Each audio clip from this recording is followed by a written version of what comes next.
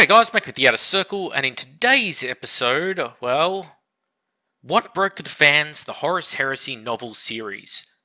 I have actually taken all of the proper novels and put them all in order, from Horus Rising up the very top left, all the way down to Valdor Primarch novel at the bottom right. So, what we're going to be doing is we're going to be going through every single one of these novels, and then we're going to try and pick where it all went wrong and why. So, before I start, I did a one-sentence summary for every one of these, but I did not do the Primarch novels. I'll talk about why later on with some thoughts I have about the novel series. So, as is the tradition in a What Broke the Fans video, this does not mean the fans were literally broken, that your spirit or body or otherwise is somehow affected. No, this is just a what went wrong or a look back at something. That's all the series is. And with that spirit in mind, let's go. Horus Rising. It's the prologue, gives us the battle for murder and the Interrex. False Gods gives us Horus falls at Davin, Peyote's spirit journey, and he joins Chaos. Galaxy in Flames, the Istvan III betrayal. Flight of the Eisenstein, Istvan III alternate perspective, and it's the token Death Guard novel until right near the end of the Heresy series, introduces us to Saints, and the Loyalists take information back to Terra. Fulgrim. Fulgrim falls to Chaos, Ferris gets shorter. Descent of Angels has nothing to do with Dark Angels, all about feudalism and spirituality. Legion introduces the Cabal, the Perpetuals, and Omegon. Battle for the Abyss. Super battleship travels to Ultramar. Team up of people who hate each other to die hard that ship. Mechanicum. It's in the title. It's really the only book that focuses on them.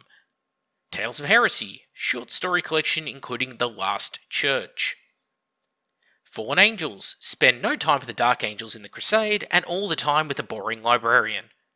A Thousand Suns. Thousand Suns get screwed by a Primarch hypocrisy, fighting a losing battle for their home world. Nemesis. Melchador the Sigillite invents the Officio Assassinorum Execution Task Force and sends 6 assassins to kill Horus. They do not succeed. The First Heretic. Lorgar's a Sook. Aurelian. Lorgar has his peyote journey. Prospero Burns. Space Wolves are idiots who rose Prospero, and the narrative's actually painful to read. Age of Darkness. A short story anthology. The Outcast Dead. The only book with a Thunder Warrior.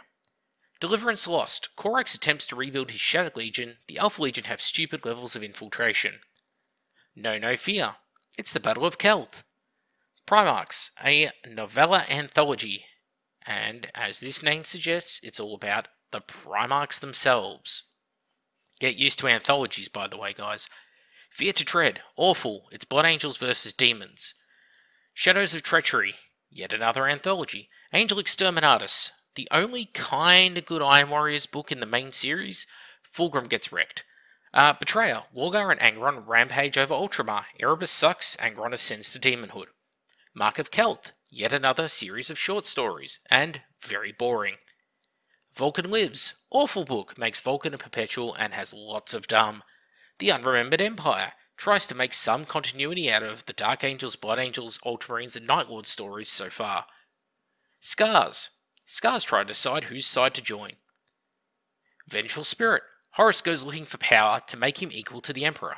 The Damnation of Pythos. Demons take over a world in the Pandarax system, capture a starship and use it to start ferrying cultists from one place to another, and very forgettable. Legacies of Betrayal. Another anthology. It recycles our pre-existing stories because greed. War Without End. Anthologies do not end. Cheap joke, but it was an easy one. The Path of Heaven. White Scars versus Traitor Legions, and probably my pick for best novel in the series. The Silent War. Another anthology of stories that Games Workshop have already sold us before, but as audiobooks. Angels of Caliban. The most tolerable Dark Angels book actually has Dark Angels, Guilliman, and Guilliman throws a hissy fit at the Lion for doing what needs to be done, but Conrad Kurz is captured. Praetorian of Dawn. Alpharius tries to invade Terra and Pluto, and Dawn kills him. Corax, a compilation of all the Corax short stories plus Weregeld. It's a Lehman Russ crossover. Master of Mankind, The War in the Webway. Doesn't feature the Master of Mankind. Garrow, compilation of all the stories about Garrow. Old Earth, Vulcan and 3 Salamander legionaries travel through the Webway by a gate hidden in a cave on Nocturne to Terra. It's as dumb as you think. The Burden of Loyalty, yet more anthologies. Wolfsbane, Leman Russ faces off against Horus, and we get to meet a young Belisarius Cawl, everyone's favourite character. Born of Flame, more anthologies. Slaves to Darkness, the traitors prepare to go to Terra. Hit and miss as hell. Heralds of the Siege, another anthology. Titan Death, it's a Titan-centric book taking place during the battle for Beta Garmin. The Buried Dagger, Mortarion the Death Guard turned smelly. Then we get to the Siege of Terra series. Alright, the traitors make their big push for the defences of the Sol system in the Solar War, trying to clear a path to Terra. In The Lost and the Damned, we get siege stuff, lots and lots of dead ends. We get the First Wall, more siege stuff, more dead ends, starting to rack up a bit of a body count. Saturnine, Dawn builds that wall and makes the Sons of Horus pay for it. Mortis, Titans storm the walls, Perturabo gets fired and quits the siege. Warhawk, Scars vs Death Guard, body count is starting to get pretty high. Echoes of Eternity, the palace defences have collapsed. Sanguinius kicks everyone's ass because the plot says he must. The End and the Death. Kind of the end, getting an Avengers / Harry Potter / Hunger Games split ending book. Dog shit idea. Sons of Selenar. Primaris Gene Seed. Fury of Magnus. Magnus simps to Vulcan. Garrow, Knight of the Grey. Nathaniel Garrow's final showdown with Mortarion. Now, you'll notice I skipped over quite a few books there, but you kind of get an idea. There is an awful lot of books in this series. So, where really did it all go wrong? Well, here. Right there. What, 7th book in? It was going wrong at the 6th book. Just Descent of Angels is not a good book. I reckon Gav Thorpe's Heresy contributions are about 4 bad books to every 1 good one. So, Legion. It's a Dan Abnett story, and you love it or hate it, and even if you like it, it does do one infuriating thing, which is, it is the first book to fully lose track of the goal of the series. Because the Horus Heresy series really needed to tell us a few key bits of information, and that is why Horus fell to chaos. Give us some character development on the different Primarchs, and really, some stories, like the Star Wars prequels, okay, are best left to your imagination. Unfortunately, we did not get that. We ended up in this funny situation where plot device after plot device after plot device starts getting added that actually has no bearing on the outcome of the Horus Heresy, apart from making it less of a straight line from Horus nukes a bunch of loyalists to Horus is killed by the Emperor. Take, for example, Descent of Angels. That book is already starting to fall off the path. It's talking about spirituality, and it's talking about the heart of Caliban and how there is different types of warp entities on there, and how the Lion shares a camaraderie with one of these other knights because this young knight himself has killed a certain type of demon called a Lion of Caliban. And what the hell does that have to do with Horus? Okay, so this is a pattern we see repeated many times, and Legion is the first to just dial it up to not even 11, it dials it up to 20 straight off the bat, because it gives us the Cabal. So it's a group of alien operatives of all different races are working together to try and bring down the Imperium of Man, because they believe that it will cause chaos to take hold, which will in turn cause chaos to burn itself out. That's their thinking. So not only were these alien species content with writing off their own races, but they wanted to write off humanity as well and not give the Emperor's plan a chance. And it does that. It also gives us perpetuals. So there are these people who are immortal and just reincarnate constantly throughout history. Both plot lines we didn't need. Then, Battle for the Abyss, we're introduced to these mega battleships. It's not just enough that we have Glorianas, we had to have something that's even bigger than a Gloriana. and then we have to write it back out of the heresy because it breaks things. Great. Tales of Heresy is the only anthology that's really worth reading, and even then, it's for one book, and that is The Last Church, because The Last Church gives you more insight into the character of the Emperor than any other story does, because none of the rest makes sense. A Thousand Suns gives you a good understanding of how the Thousand Suns actually fell. It's mostly a good book. I have my issues with it, but I think it does a pretty good job all around. First Heretic, same deal, but for Lorgar. Okay, so those books you can live with. But Prospero Burns, the other side of the coin to A Thousand Suns. Do you need Prospero Burns? No, because you've got that story already. Getting it from another perspective, it doesn't really add much to the story.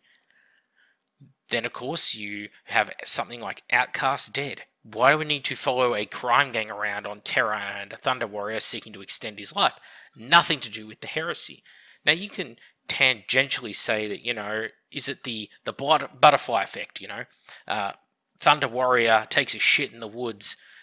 Does it cause something to happen that saves the Emperor's life? Who knows, but I'm going to say no. Alright, no fear, betrayal at Kel. Yeah, sure, you can live with that. Fear to tread. What happened to Sanguinius? It's enough that we know that he fought Ka'Bandha and that the Legion is psychologically scarred. I didn't need an awful book written about it. And it is an awful book. Then you get Shadows of Treachery, followed by Angel Exterminatus, which is bipolar as hell, because Perturabo, from the short story Crimson Fist to the full novel Angel Exterminatus, is a completely different character. He's Dick Dastardly twirling his mustache evil in one, and then highly logical and competent in the next. Pick one. Okay, Betrayer. The Shadow Crusade and how the Ultramarines are kept out of the heresy. Good. That's useful. That tells us useful information. Then, Mark of Kelth. Don't need anthologies about Kelth. Not important. Vulcan lives. All that mattered was that Vulcan lived. We didn't need some Conrad Kurz, Silence of the Lambs meets Hostel, Torture Porn Fest. It doesn't do anything. Unremembered Empire. Trying to explain why the Dark Angels, Blood Angels, Ultramarines, and Night Lords aren't contributing to the wider heresy, and completely irrelevant to the heresy, because all mention of its existence is buried later on, and the legions act like it never happened. Pointless. Okay? Scars, yeah, it's enjoyable enough. Vengeful Spirit, so Horus needed to actually go on a spirit journey in the warp to get empowered by the Chaos Gods. He couldn't just do it himself. He has to go and visit a particular special portal, and who cares? It's not really that important. All you need to know is that because he falls to Chaos, at some point along his journey, he gets superpowered by the Chaos Gods. That's fine. We've known that for every other character who ever fell to Chaos in all of Warhammer's history. We don't need a novel explaining it. But it does have some fun moments. Then we go through a bunch of pointless books, and then we get to Path of Heaven, which is, again, my pick for the best novel in the series, because it actually has a legion properly fighting against other competent legions out during the war in sort of that grey area between what Horus has conquered and what he hasn't conquered yet. And it explains why a legion is having so much trouble getting to Terra, how the warp storms are causing difficulties for them, how the loyalists are being worn down over time, and how the traders themselves are being bogged down in their advance. It tells you why the heresy took so many years, and that's cool. That's a fun story. Then we get to something like Praetorian of Dawn. Why did we need Alpharius to show up on Pluto? Well, you couldn't have Alpharius killed by Guilliman like the old story. No, he was killed by Rogel Dawn because they needed Rogel Dawn to do something, I think. Like, people have a hard-on for Rogel Dawn over at Forge World Games Workshop, as I spoke about in the Imperial Fist episode. They love him, and the guy is almost flawless. And everything he does, he's just the best at. And the people who defend it come out with statements like, well, we were never told he wasn't a good swordsman. It's like, really? That's what you're going to go? Well, you were never told that he doesn't have tits either, but you can just assume it.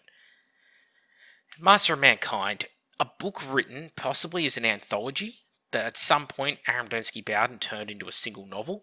and has almost nothing to do with the Master of Mankind. As I said, the Last Church does wonders for the Emperor's character. The Master of Mankind makes you just dislike the guy in the few scenes that he's in. Then we have something like the Crimson King. Magnus is trying to find the shards of his soul. Why did he get split into shards? Why does that matter? Why are you telling us this story? What does that have to do with the Siege of Terra? Oh, Magnus didn't get all 7 Dragon Balls together, therefore he can't summon Shenron and become a good guy again. Who cares? It doesn't matter. Teleran, yep, we know there was a big battle about it. Doesn't have much of the heresy. Ruinstorm, oh, the Ultramarines, the Blood Angels, and the Dark Angels have cottoned on to the fact that, oh, there is actually a war going on and we need to get to Terra. And that Terra hasn't fallen yet. It can still be saved. Yeah, cool. We knew that. It may be new news to them, but it's not to us. Okay? And the series goes on like this. And the Slaves to Darkness, oh, the traitors meet up and have like a reverse triumph at Ulanor. Pointless, irrelevant. All we need to know is that they do get to Terra. Okay? Buried Dagger, yeah, you can talk about how the Death Guard becomes smelly. That's fine. I guess. It doesn't really matter. Then we hit the Siege of Terra. And the Siege of Terra itself is the Game of Thrones Season 8 of the Horus Heresy. It just falls flat on its face. Okay? Because it's not telling us a clear, concise story, and everything that happens in there is done for the sake of plot, and not as in advancing the plot in a meaningful way. Okay, and the people who spoke about this best, funny enough, were the creators of South Park. So Matt Parker and Trey Stone. And it goes a little like this.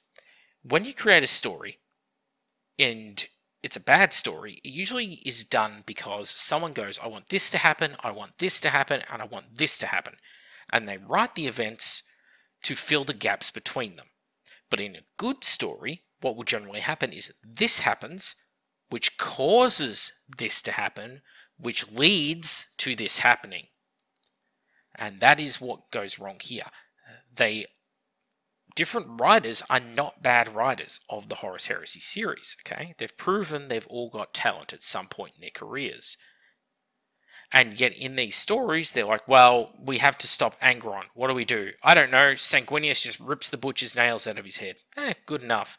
Then what? Sanguinius has to fight Cabanda next. Okay, so he fights him and wins too. So, so Sanguinius is just Goku now. He just beats everyone eventually, just with the power of friendship and being a golden boy. Cool, good to know. What an interesting character. You know, Rogel Dawn. Oh, we have millions of tons of instant set concrete we're just going to pour on on these Sons of Horus troops in an ambush. Really? You didn't want to mix a few more batches of that? Because that seems like an awfully useful tool. And we get a lot of this throughout this series, and we still are getting things introduced at the 11th hour. Oh, the Primarchs had a mother. Oh, but wait, she's also partially responsible for the scattering of the Primarchs, and oh, the Emperor couldn't have done the Primarch project without her, because she had key useful information, and who cares? These are my problems with this series as a whole, and it actually verges on me breaking character for a moment and saying this is legitimately frustrating. Because what the novel series really needed to be is this.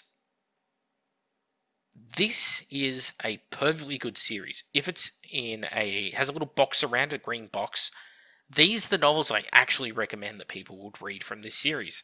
And discard everything else because you don't need it.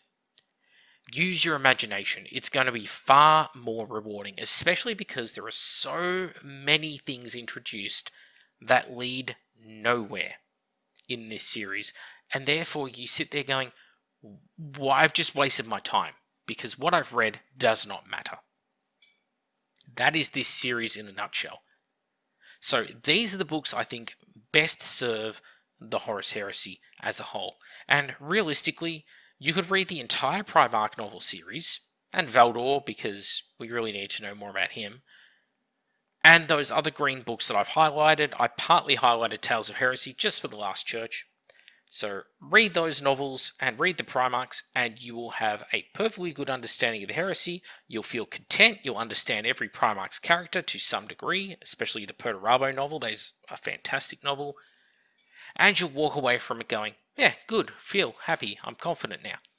Whereas if you read the rest of these novels, you're probably going to get a brain tumour. I can't back that up with any science, but that's what it felt like rereading some of these.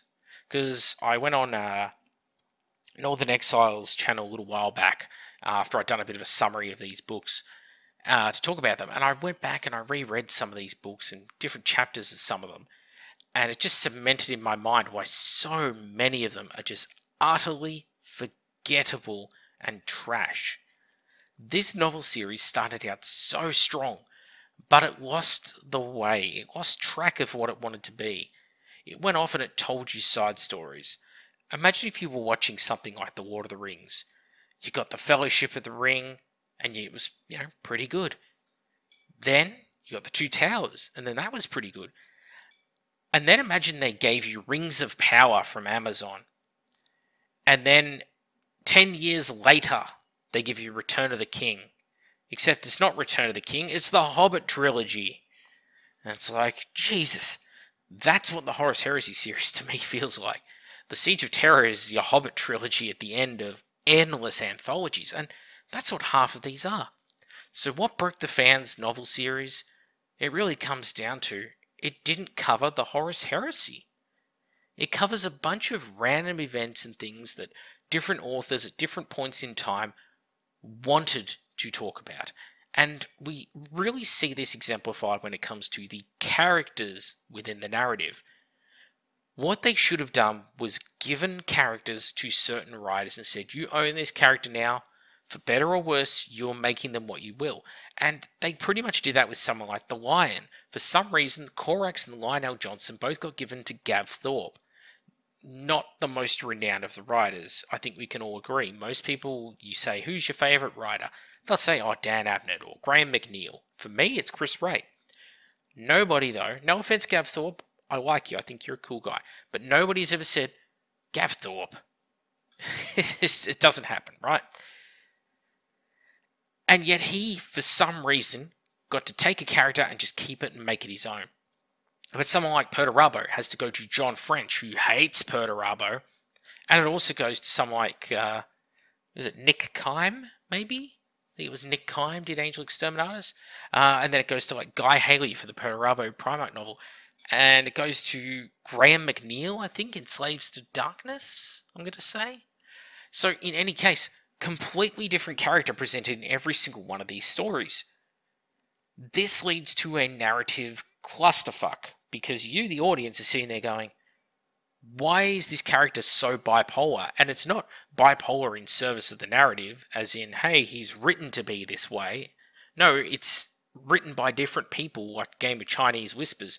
You ever play that game in school where you start a story and you say a word, then the next person adds a word to that and you whisper it in their ear and you see what the story becomes by the end of it? That's kind of what some of these Primarch characters are like. And I say Perturabo cops it the worst. Alpharius cops it pretty badly. I mean, Legion is what gave us that dumb he has a twin thing. I still don't agree with that. I think it adds nothing to the story that Alpharius has a twin.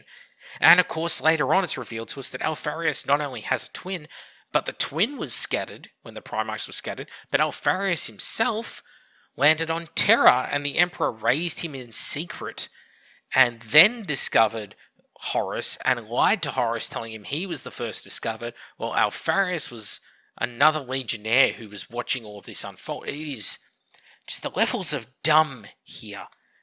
They should have sat down and really, if you want to give this series a comparison, it's like the new Star Wars films, the new Star Wars trilogy, where, they get you grounded in the first one, you've got some issues, but you're like, it's okay, I guess. Then Rian Johnson happens, and nobody is writing down what should be the cohesive story, and then by the time you get to the third film, they're pulling out Palpatine. Well, that's what this series is doing. They're like, oh, what do we do? I don't know. Pull some demon Primarchs out, get them to fight, add Belisarius Cawl, add Primaris Gene Seed, whatever else we need to do. Could have been great, guys. It could have been great. And I think if you just read the books I've listed here, it will be great for you.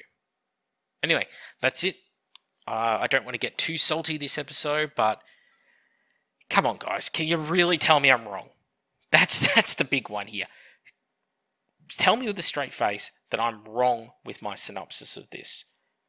I really want to know what your thoughts are. Like, I'm actually legitimately keen. I want to see your different feedback because someone out there is going to have a perspective totally different to mine that I cannot come up with how they have that perspective. And that is fascinating to me. I need to know how these people think so they can be studied in a lab so that future humans may learn from them. Anyway, I've enjoyed making this video, believe it or not, and I hope you enjoyed listening to it too. I will see you all on the next one.